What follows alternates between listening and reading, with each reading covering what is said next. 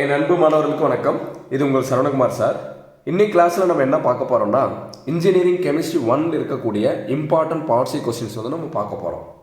நம்ம இன்றைக்கி பார்க்கக்கூடிய கொஸ்டின்ஸ் வந்து பார்த்தீங்கன்னா யூனிட் 1 இருக்கக்கூடிய கொஸ்டின்ஸ் ஒரு 3 கொஸ்டின் வந்து கொடுத்துருக்கேன். தமிழ் மீடியம் ஸ்டூடெண்ட்டுக்கு இந்த கொஸ்டின் வந்து ரீட் பண்ணிவிட்டு தமிழில் உங்களுக்கு நான் சொல்கிறேன், அதை நீங்கள் நோட் பண்ணி வச்சுங்க. இது வரைக்கும் டே 6 வரைக்கும் வந்து பார்த்தீங்கன்னா இம்பார்ட்டன்ட் கொஸ்டின்ஸ் கொடுத்துருப்பேன். இது டே 7க்கு உண்டான இம்பார்ட்டன்ட் கொஸ்டின்ஸ்.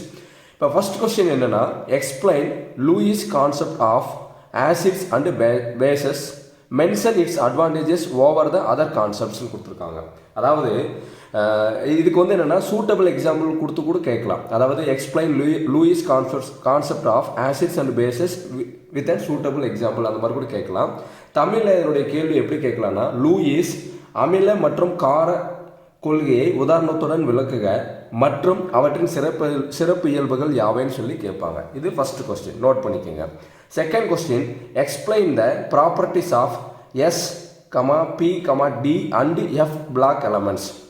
அதாவது ப்ராப்பர்ட்டிஸ் ஆஃப் எஸ் பிளாக் எலமெண்ட்ஸ்னு தனியாக இருக்குது. அதேமாதிரி properties of P block elements, D block elements, F block எலமெண்ட்ஸுக்கு எல்லாத்துக்கும் ப்ராப்பர்ட்டி தனித்தனியாக இருக்குது. இது வந்து என்னென்னா ஒரே கொஸ்டினில் வந்து எல்லாவோட ப்ராப்பர்ட்டியும் வந்து பார்த்தீங்கன்னா கேட்டிருக்கிறாங்க.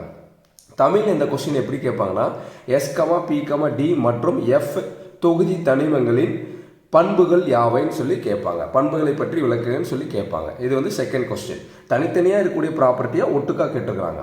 ஓகேங்களா. மூணாவது கொஸ்டின் என்னன்னா, what are buffer solutions, give their types with எக்ஸாம்பிள்ஸ்னு கொடுத்துருக்காங்க. தமிழில் பஃபர் சொல்யூஷன்னா தாங்கல் கரைசல். தாங்கல் கரைசல் என்றால் என்ன, அவற்றின் வகைகளை உதாரணத்துடன் விளக்குக சொல்லி கேட்பாங்க. அப்போ இந்த 3 கொஸ்டின் வந்து நல்லா படிச்சுங்க.